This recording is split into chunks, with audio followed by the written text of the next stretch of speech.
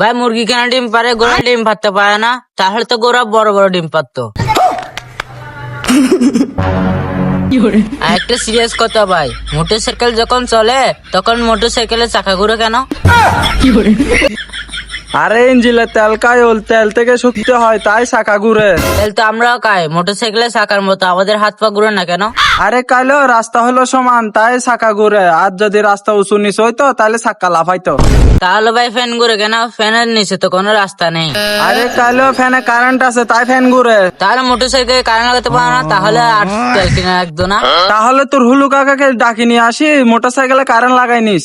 কিন্তু ভাই আমার আসল কথা তো থেকে গেছে। কি কথা? চাকা যদি গোল না হয়, চারকা না হতো, তাহলে কি চাকা ডান্স করতো? চাকা আবার সাইকোনা হয়, সাইকোনা হলে তো রাস্তায় আটকে যাইতো।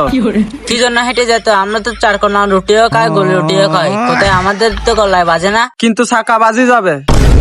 কালো তুই এখান থেকে যাবি নাকি তোকে মোটরসাইকেলের চাকার মতো ঘুরে ঘুরে এখান থেকে ফাটাবো? রাস্তায় ঘুরাবা, রাস্তায় যদি হেঁটে যায়।